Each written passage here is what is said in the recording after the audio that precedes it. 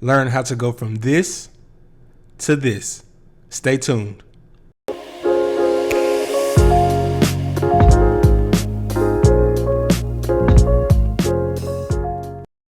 In this video, I'm going to show you how to make your parts clean and defined.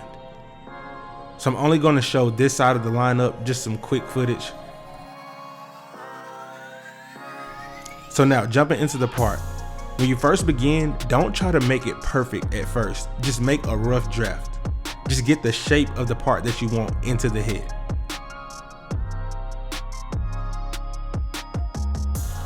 Once you begin to refine the part, comb the loose hairs that are sticking up over into the part, so that way once he goes home and styles his hair, the part will still be as crisp as it is right now. This is eliminating any hairs that will potentially come back over into the part.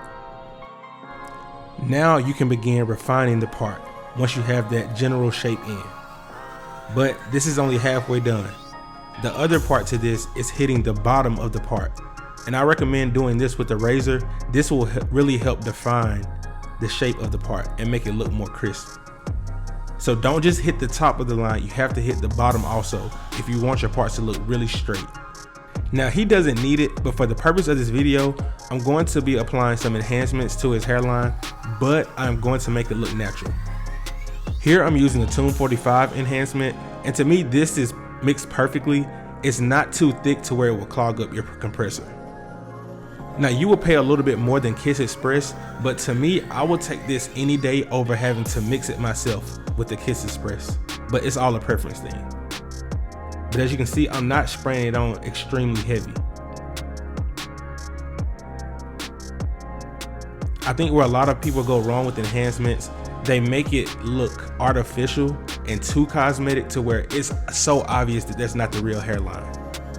This could also be something that you guys add to your arsenal. So I'm using this red compressor for color enhancement, but I also have another black one that I use that strictly has alcohol in it.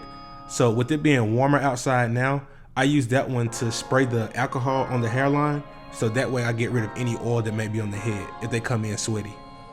It's not necessary, it's completely optional, but that's just something that I do that I want to share with you guys.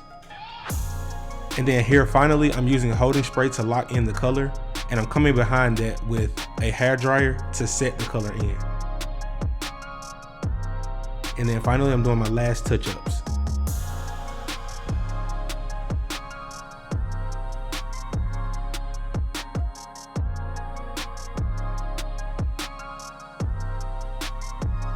And then here I just had to curl his hair on top just to give it more texture.